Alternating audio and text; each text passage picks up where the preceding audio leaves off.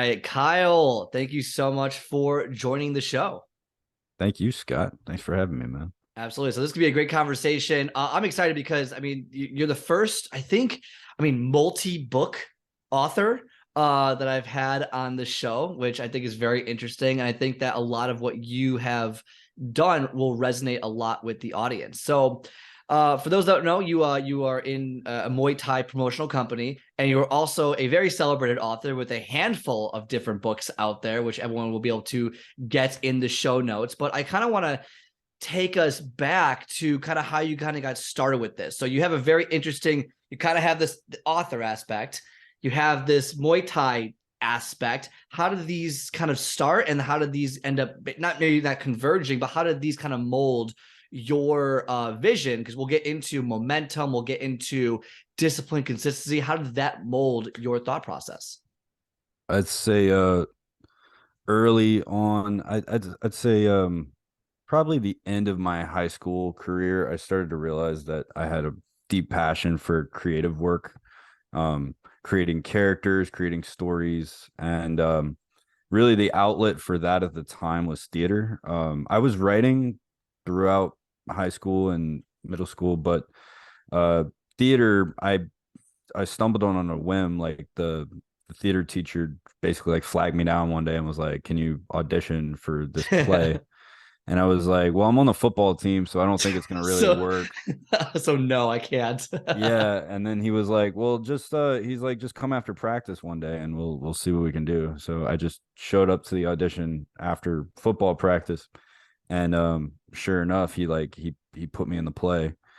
And from then on, I was like, my dreams of being an NFL football player didn't look like they were going to pan out. So I started running headlong towards the theater world because it really fulfilled that creative itch. And I did that professionally for about 7 years. And throughout that time, I always put it this way, especially when it came to new plays. There were maybe three I was really passionate about. Like I loved the stories and I thought that they were worth telling in front of a live audience, but a lot of the like newer work I was doing just wasn't striking anything in me. So I found myself drifting towards like the classics. I started doing more Shakespeare and Tennessee Williams, different works like that in terms of acting. But eventually it was like, well, I think maybe I just want to like write these plays instead of, acting in them, because I would go sit at coffee shops and I would just write for hours. And I was like, well, let me start doing that. Well, then once I, was kind of like all in on that, I started doing workshops around New Orleans trying to like get these plays up and running. And yeah, eventually I ended up just moving to New York saying, well, I'm going to write a Civil War novel and, do the whole romantic author thing. I'll be poor in New York and I'll write that bestseller. And so I moved to New York, started writing there, did not become a major success, still have not to this day, but That's eventually perspective. That's perspective. That's right. perspective. It's all part of the journey. Um, then I got to Texas because of COVID. My fiance and I moved here to Texas, and yeah, there was one night I was just out drinking with some friends, and this random meathead tried to rip my head off. So I was like, "Well, I'm almost 30, and I don't really feel like getting my head ripped off because I'm not a huge guy." So I was like, "Well, I guess I'm gonna learn how to fight." So I started taking Muay Thai classes and fell in love with that because that filled both like a creative itch and a physical itch. So yeah, now my life is this odd combination of, Muay Thai practitioner, Muay Thai entrepreneur, and a fiction author. Yeah, it's very I try to fulfill my life in every way possible. So it's yeah, that's where the road's taken me thus far. And I mean, while I'm young, it's like, let's go at it. Let's do it. I love it. So, you were in New York. You wrote a couple different fiction novels, things like that, which is amazing, by the way. I mean, I can't even imagine like writing like a page versus like multiple different books. So, do you do that full time right now? Like, you're a full time fiction author. I mean, I put in the full-time hours, I'd say. I don't get the full-time paycheck for it yet, Well, yeah.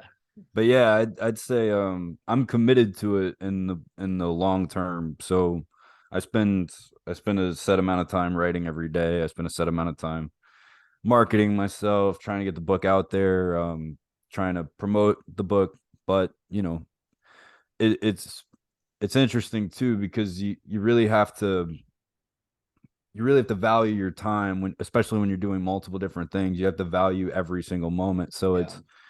I've found there's more utility in maybe taking a really solid hour of writing than maybe like blocking off 4 hours and going, well, I'll write as much as I can in that 4 hours, as opposed to like you have 1 hour. So like, let's get the work done. Um, but yeah, I'd say, full time is yeah, it's the right word for it. All right, no, yeah, fair enough. So, we hear all the time, and we're probably no stranger to this, especially jumping into this, being the, high school, probably varsity jock kind of guy, football team, what receiver, or, defensive end, Uh, what I were was you? I was the tiniest outside linebacker in the state of Tiniest. Louisiana. I was the uh, defensive captain, but yes, it was I was not a large linebacker by any stretch of the imagination. which didn't help the NFL career aspirations, I imagine. So, They don't know uh, what they missed. I I said hope this. Goodell is listening to this. You fucked up. Yeah, I mean, I agree too. He doesn't understand, like, I didn't even play high school football, but I tell you today, I'm like, I could definitely play in the NFL for sure. And then I Yeah, I realized see it. I realized I was short, not fast. I couldn't do anything they were doing.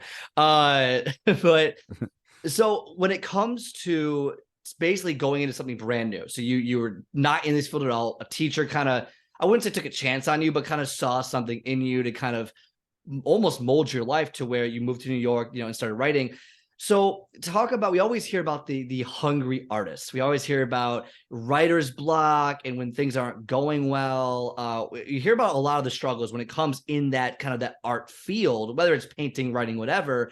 So talk about your experience. I know you're a big proponent of discipline and consistency. And you actually just mentioned, like, an hour a day, like be consistent with it, things like that. So what was your takeaway from kind of almost from that starting point to where you are now, almost before you wrote your first book? What were the struggles that you kind of had to go through in order to kind of get to where you are now? A romanticized vision of a romanticized inflation of your own ego, because A especially romanticized vision of your a a romanticized romanticized inflation of your inflation. own ego. Oof. Yes, Okay. because what happens is when you decide to go on this creative endeavor, more than likely somebody inspired you by saying, well, if you're going to be an artist, you have to commit to it. You have to be an artist. And you go, okay, I'm an artist. But you have no idea what that means. And you have no idea the struggles that are coming with that. So what you then do is you develop, or at least what I did, and I saw a lot of people do in different creative realms, is you adopt this sense of like self-importance that is distasteful, and it also blocks you off from all your creative potential, because you adopt the identity of the creative. You like what I was saying, that romantic idea of the author moving to New York. It's a really like sexy idea, and it sounds good in your head, and it's something you can tell girls at parties, and hopefully they'll respond to it.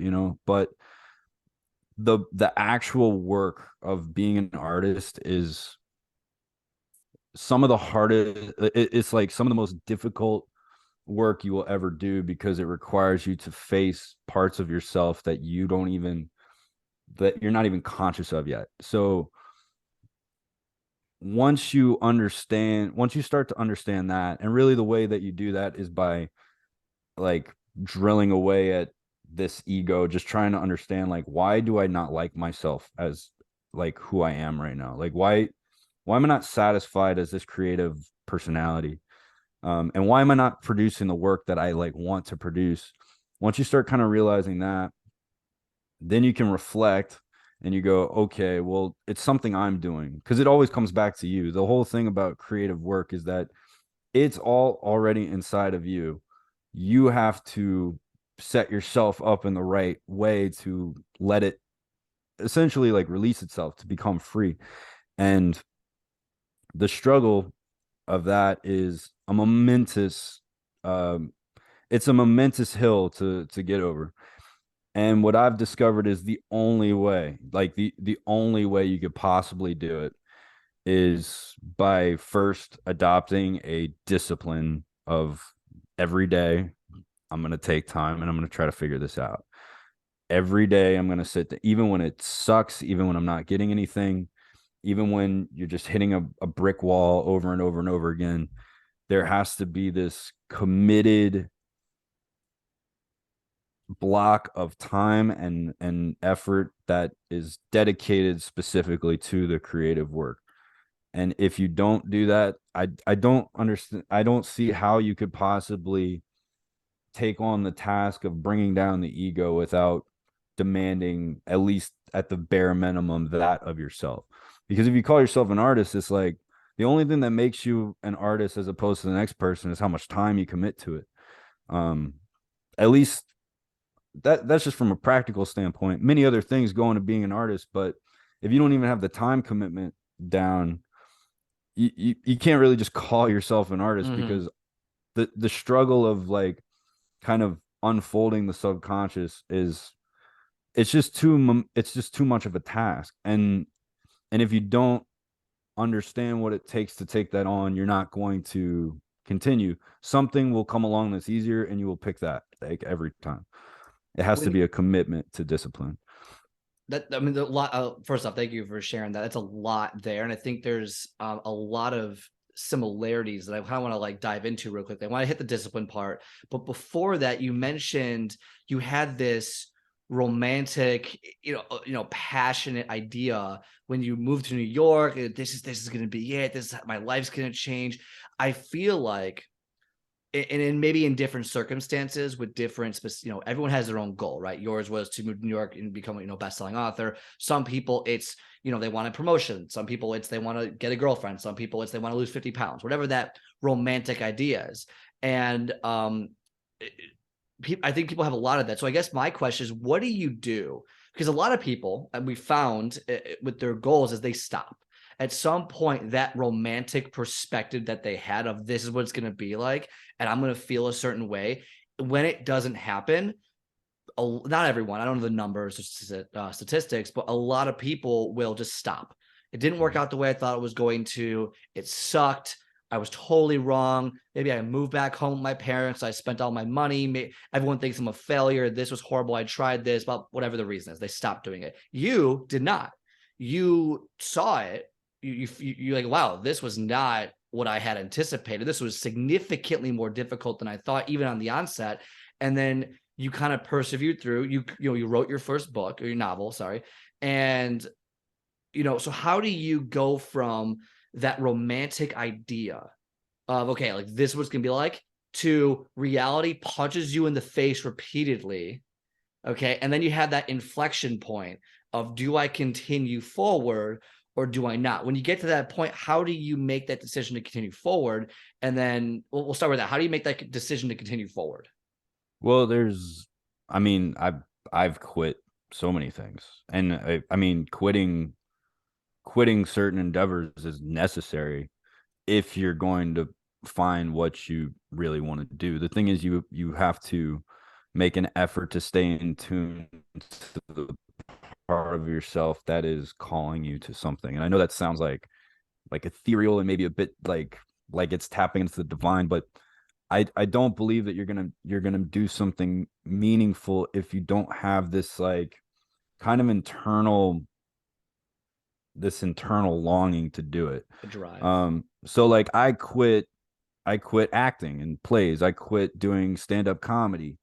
These are all things that were windows into what I was actually being drawn to. But like all those creative endeavors and most times you take on a goal, like you see a vision of who you could be.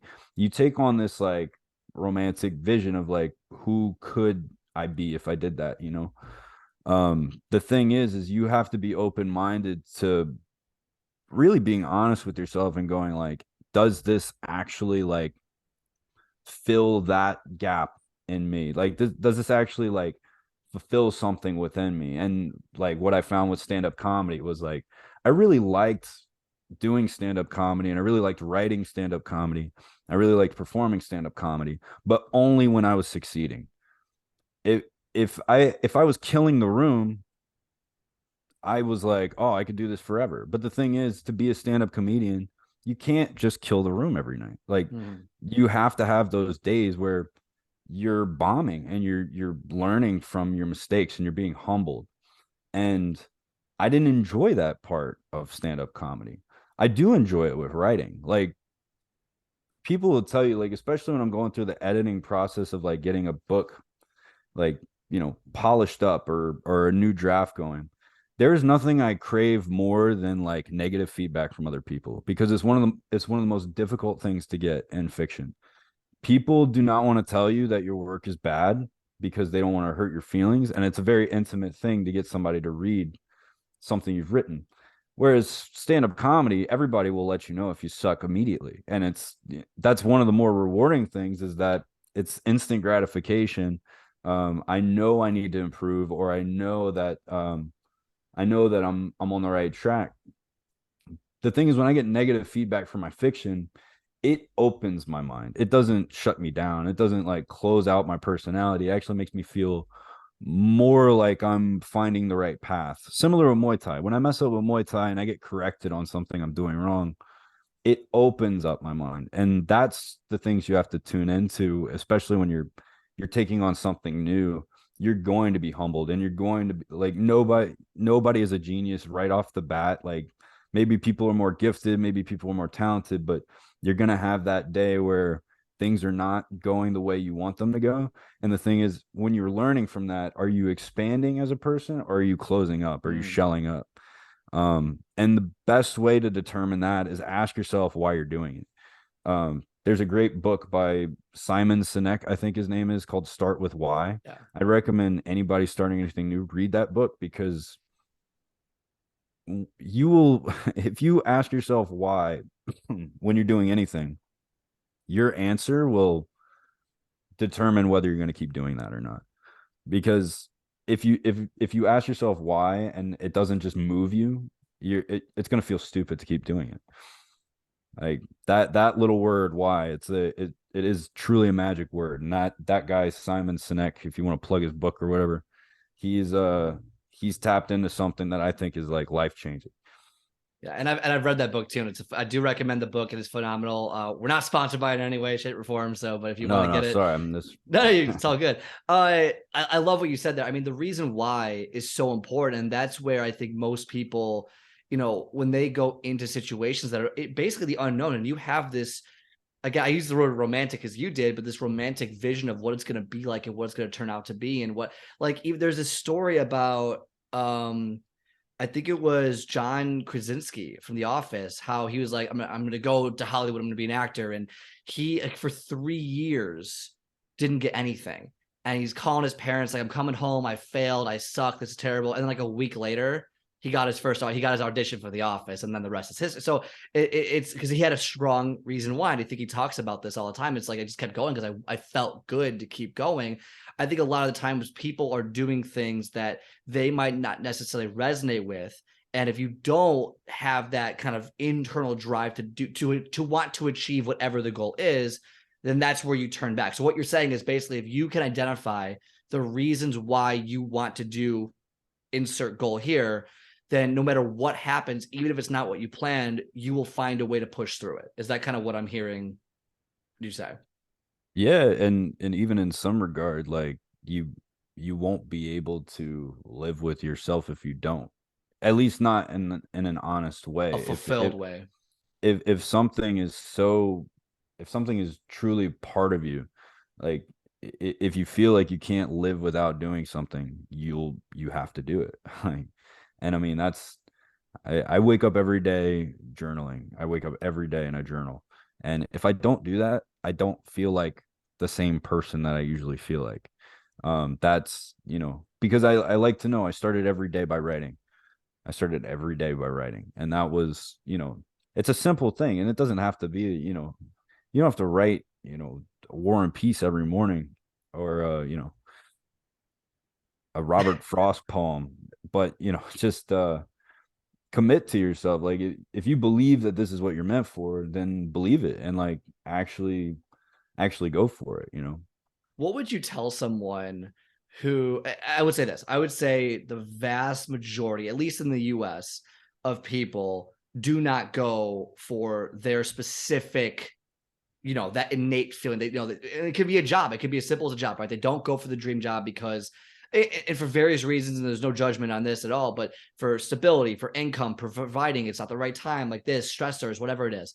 Plenty of people don't. What would be one piece of advice that you could give someone? Because maybe someone is, maybe someone's listening to this and they're in college, like, I don't know what I want to do with my life. How do you find that thing that calls to you, that's something that you want to do, whether it's a goal, whether it's a life career choice, whatever, like, because you're talking about it's something that's like almost just inside of you, that's like, it feels right to do and like you can't live without it. But what if you don't know what that is? Is there a way to like pinpoint what that is, or how to at least know what it's not, and so you can kind of move forward and figure out what you want to do? Because I feel like a lot of people have no idea what they want to do, and then that's hard to set goals, and it's hard to achieve things that you want to, and they don't have that fulfilling feeling. I'd say this, especially for like really young people, like people who are in college or who are thinking about going to college or thinking about dropping out of college. I would, if I could go back in my 20s, I would approach everything with a trial and error format and a overarching goal of facing fear every possible chance I could. Like I mean, that's what I'm trying to do now in my 30s. I'm just like, if I'm scared of it, Do it. if it makes me like uncomfortable, or it makes me feel like I'm gonna embarrass myself or humiliate myself, or that it's going to make me feel like a kid all over again, then I will set out to do it, because there's something about that corrosive element of like just who you want to be versus the raw fear of what you don't know, like fear of the unknown, and facing that. I mean, I look back at every moment of my life where I was like proud of myself, and it was because I was doing something that I just like was terrified of. And if you're young, like especially like if you don't have any like major responsibilities, or you're trying to figure out what you want to do, like just follow the fear, go after fear, um jump headlong into it. Don't be stupid about it. Like, fear is there for a reason, but like just understand that like your fears are what is guiding you in your behavior. And there's something to be said about like doing the antithesis of what your internal instinct like is telling you, even though you have a deep interest in something. Like if you have a fear of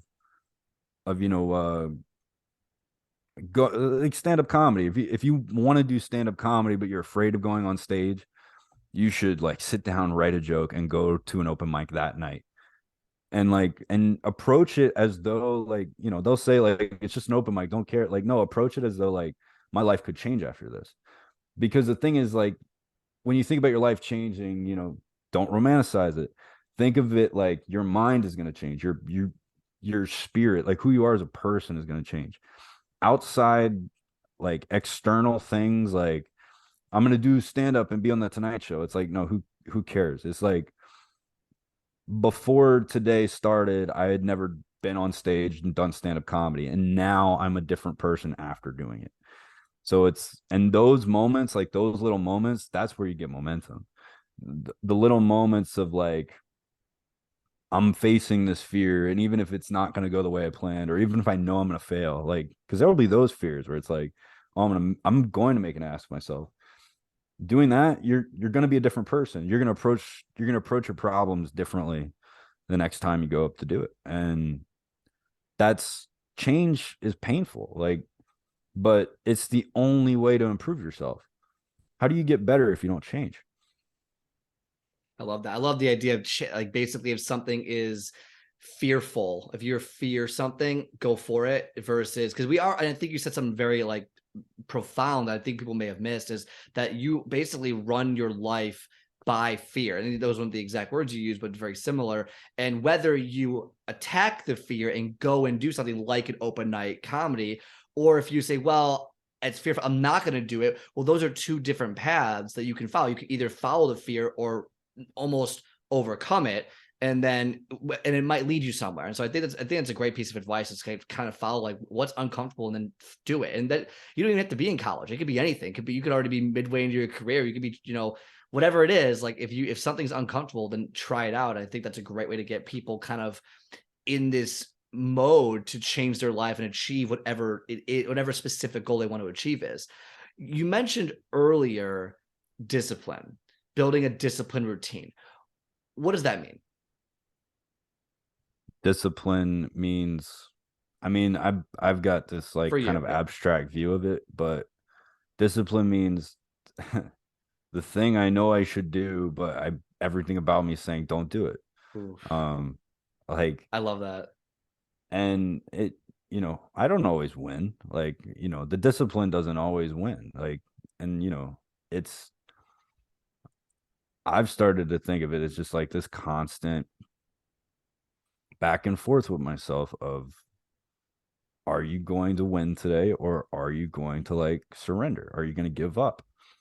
And when you make it so black and white, just, I'm a quitter or I'm not. I'm a winner or I'm not. If you're not a winner, you're a loser. If you're not quitting, that means you're going for it. So it's, if you just make it simple like that, what I'll basically do is I'll set out, I have my routine, I have my things that I have to do every day. But then there are different days where I'm like, well, I want to accomplish this and this and this today. So I'll make myself a little mental list, or I'll write it out in my journal. And then my day starts.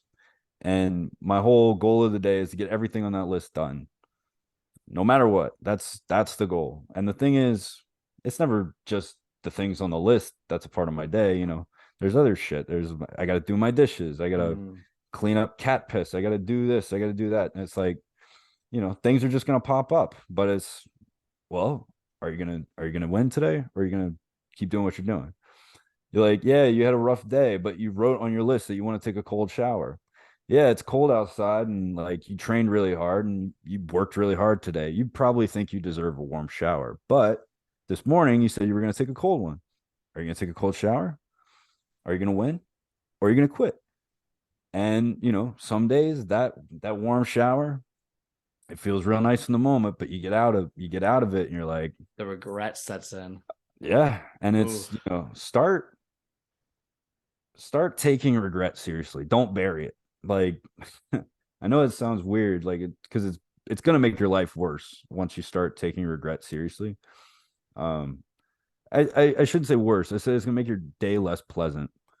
Um, but if you start the things you regret, the things you recognize of like, I wish I wouldn't have done that, or I would have done that differently, or those things, start listening to that voice. Like, just start listening to yourself. And if you feel that throughout the day, try again tomorrow, and then try again tomorrow, and like keep failing. Like, that's the thing, is like, this is all, there's no simple explanation of life.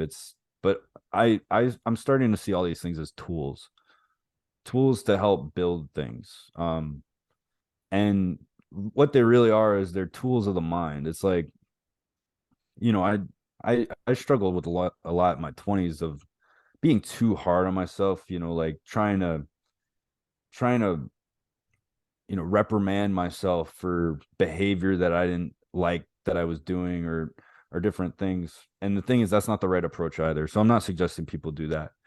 But when I say observe your regret, ask yourself where it's coming from. Ask yourself why it's important to you, and believe that.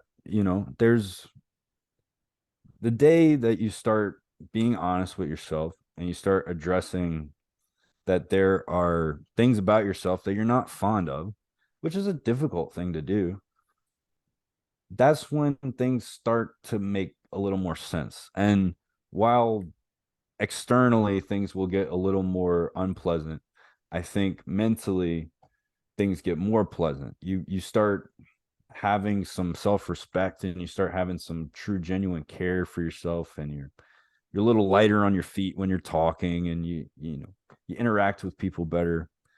There's just a lot of benefit to facing discomfort on the external level so that mentally you can be assured that depression and things that just don't need to be there are kind of held at bay.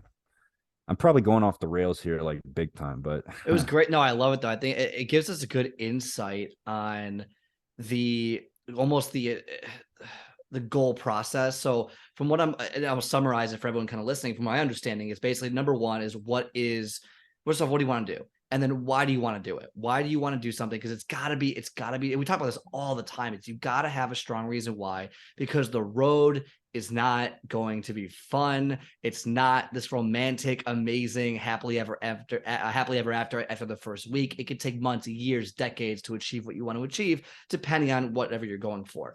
And then, like I talked about 100 billion times in the show, is motivation isn't, it's good to get started with motivation. Like, I'm motivated to go to New York. I'm motivated to start my workout program. I'm motivated to do that.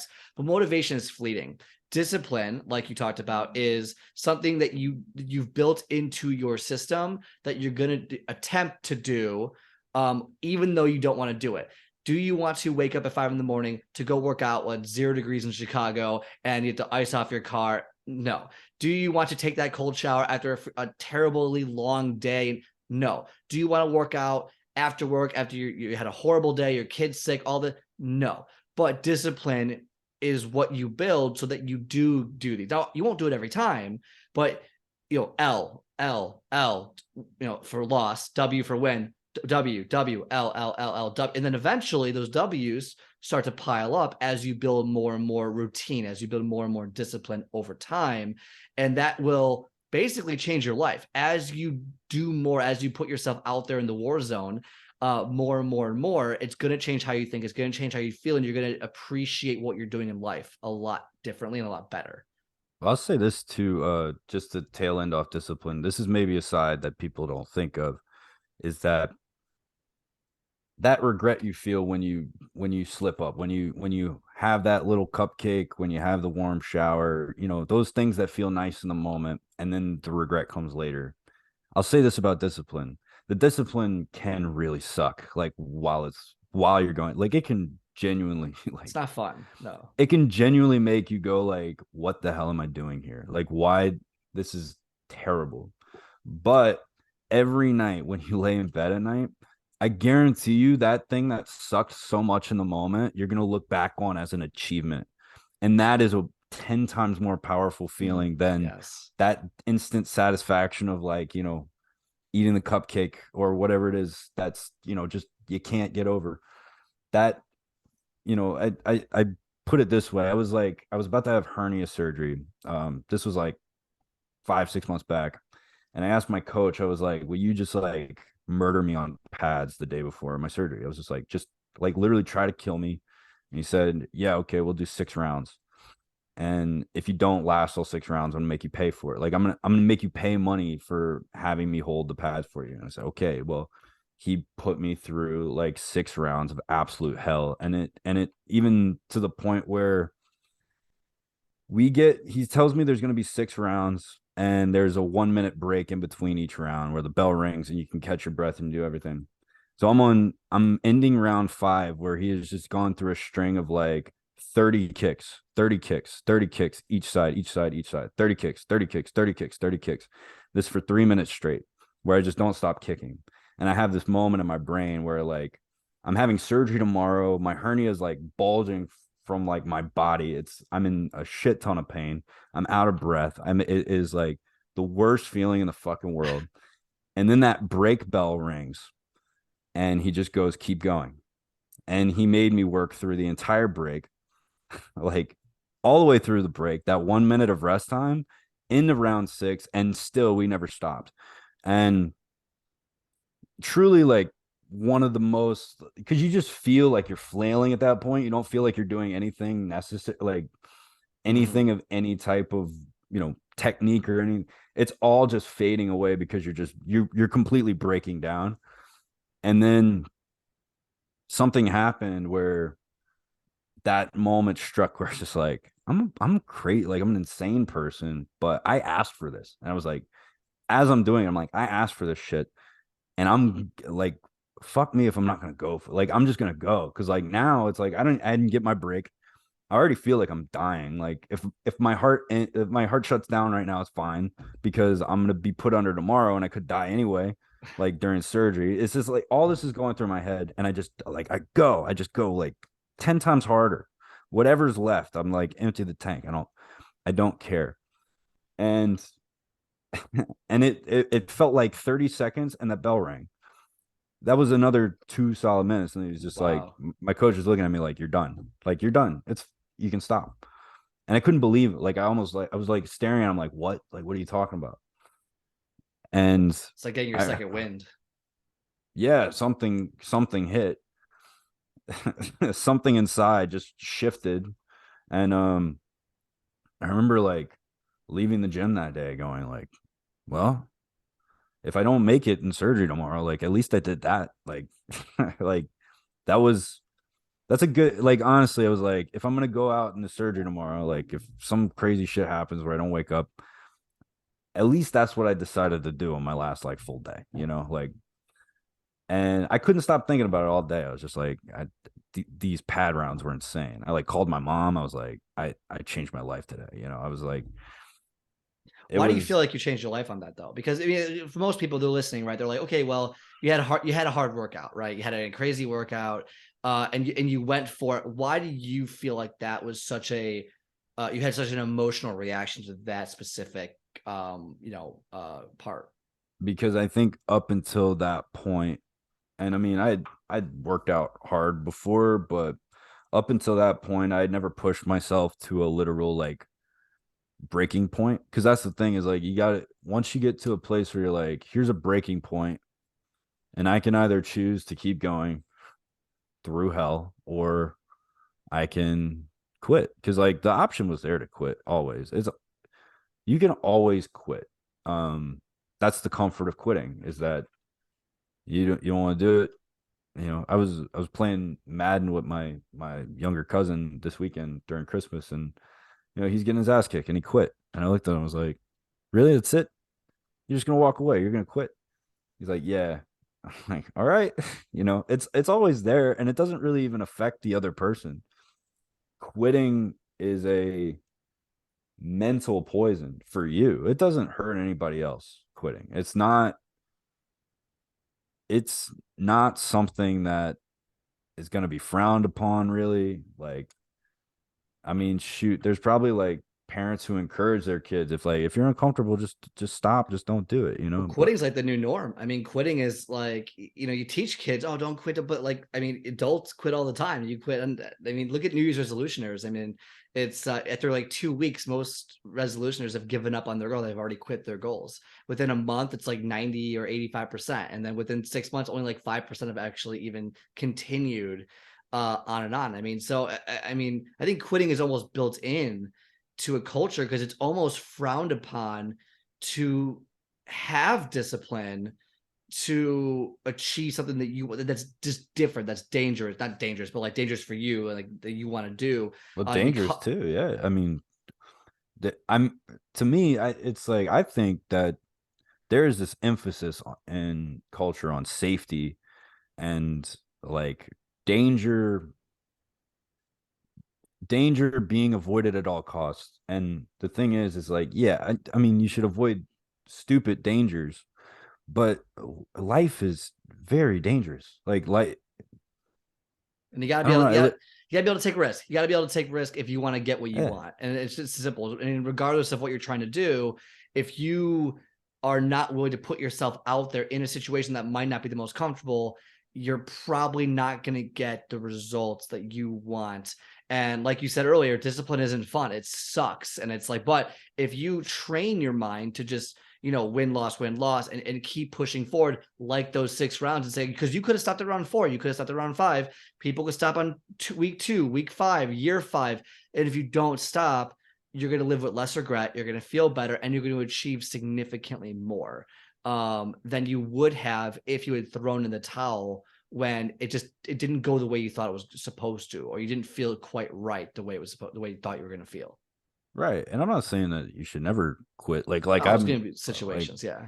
yeah, what I'm saying is like you shouldn't quit on something that your conviction is set on, that you're if you believe that you want to do something and you deeply believe it, and especially if it's something so attainable, like if it's something that can be done in an hour or a day or a certain scenario, like hitting 6 rounds of pads and like telling your coach like kill me, like just like I want this. Um don't don't get in the middle of that and quit, because then what that will do to your mind is way more detrimental than what soreness you're gonna have, or Fear that that you have to last overcome. Yeah. yeah, or that last like and put it in retrospect, like that last 4 minutes. It's like 4 minutes of hell. Yeah, it'll feel like a lifetime in that moment. But it's that old Winston Churchill quote, man. If you're going through hell, keep going. So you're just gonna stop there. And it's like the thing is, if you stop in the middle of that hell, that's gonna be your memory of that Of that experience. instead of overcoming it. And if you overcome it, the thing is there's something to be gained from overcoming hell. But there's not really much to be gained in just keeping your mind there.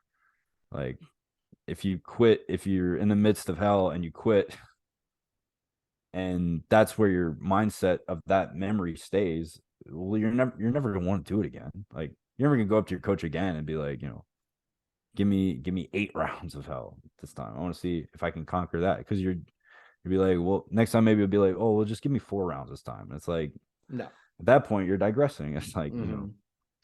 Um, a lot of this stems, so in the show we talk a lot about momentum and how important momentum is, because when you get those small wins that you build up every single day or every week or whatever it is, you build up wins, and you start to become that new person that you want to become. You start achieving, start to see results, so you're building momentum.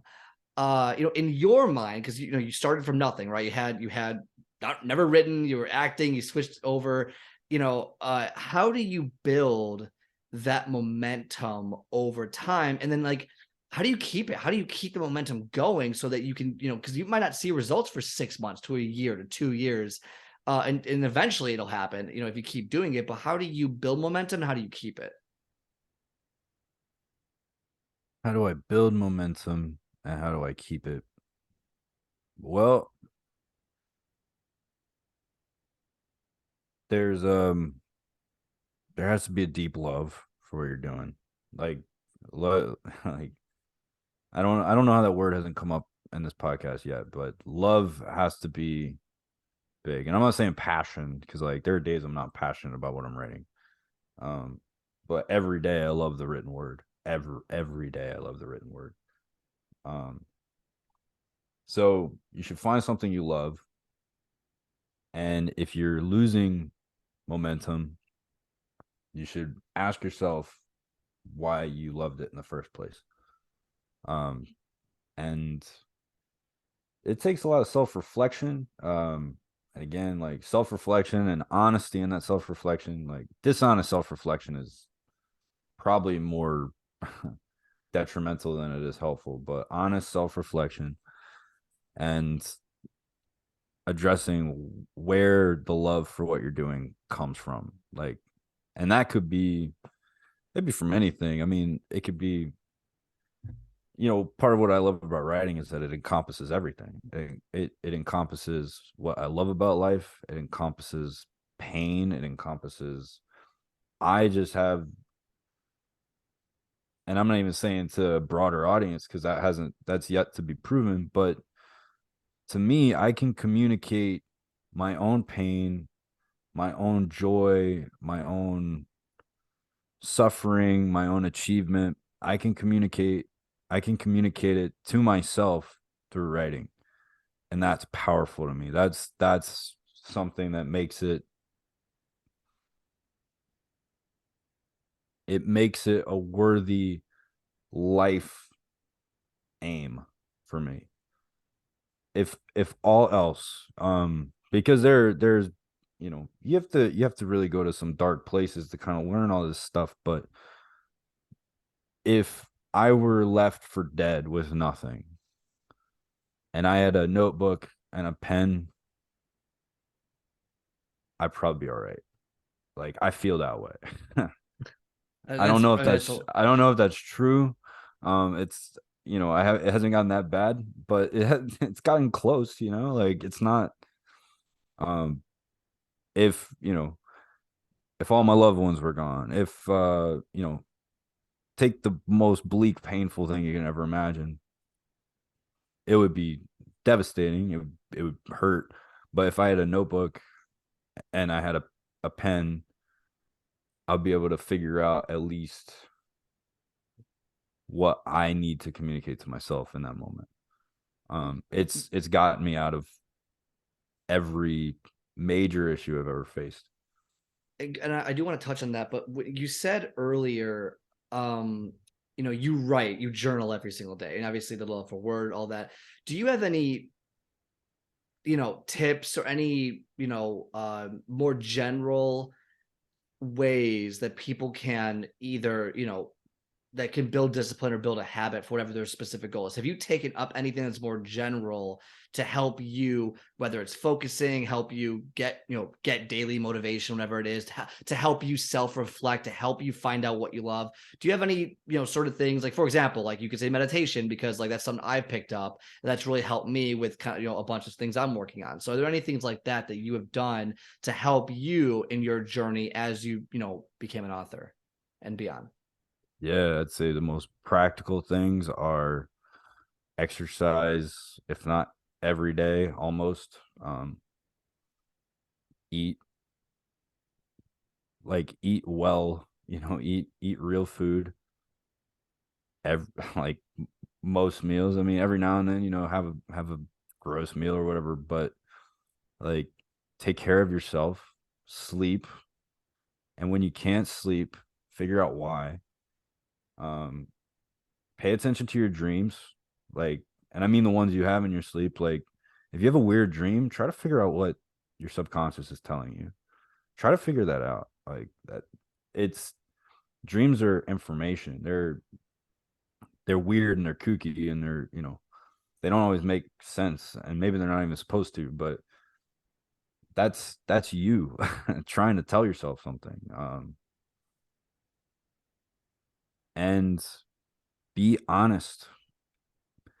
Be as honest as you possibly can be, starting with yourself and with other people, barring like the truth isn't going to get you killed.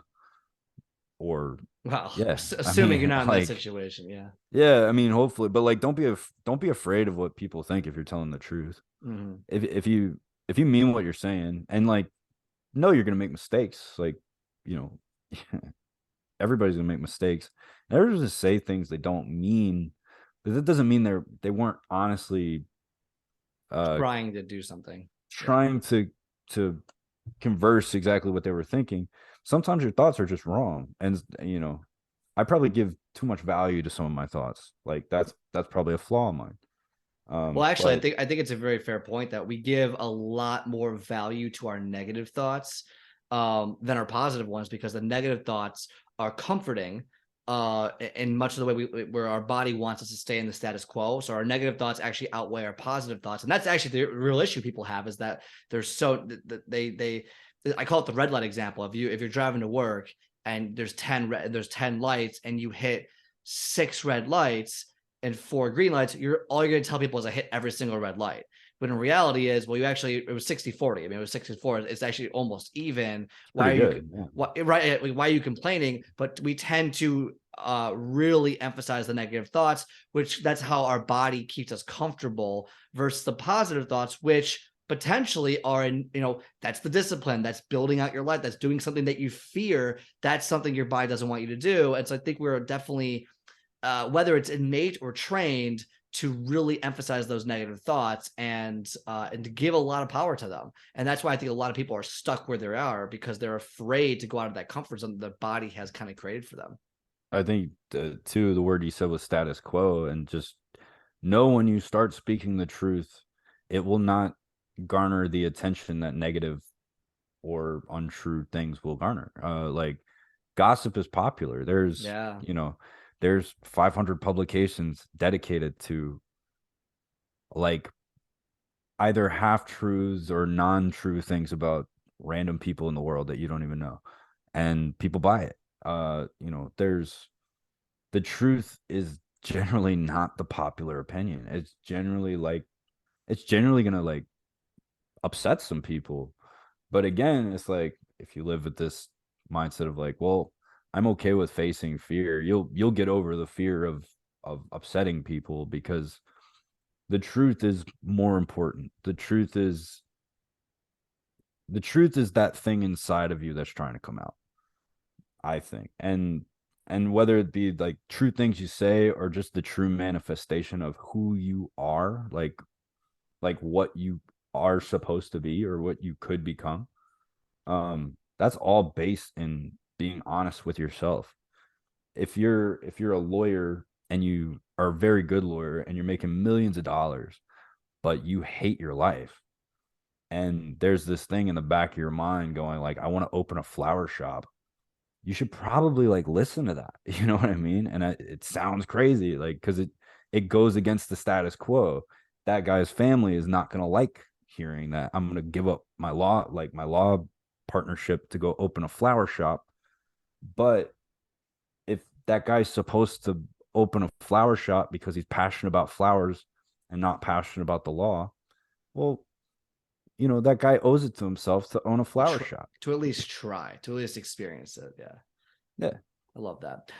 Kyle, where can people find you? Oh man, they can come to my house in Austin if they want, but let me know. I'll cook something. I'm on Instagram, Facebook, and Twitter, and it's KM Woods Author is all three. KM Woods Author. And my website is kmwoodsauthor.com. And you can find all my books on Amazon. I also have a Substack serial called The Coldest Hour. That's just like it's an 8-part like serial about a convict in West Virginia who's kind of divulging what he did to himself. He's trying to basically answer for his sins. But that's available on Substack through publication and audio, and the audio is also on Spotify. So The Coldest Hour. Yeah, I think that's it. All right, awesome. And all that will be in the show notes, so everyone can click on that and go directly to it. Kyle, I appreciate the conversation. Any final thoughts before we head out? Final thoughts. Be honest with yourself and believe in yourself. There's a lot of good in everyone, and if they allow it to come out, then the world will be a better place. I love And it. have fun doing it. You only get one ride. Have fun on it. I love it. Kyle, thank you so much for your time. Thank you, Scott, man. This was awesome. I appreciate you. Absolutely.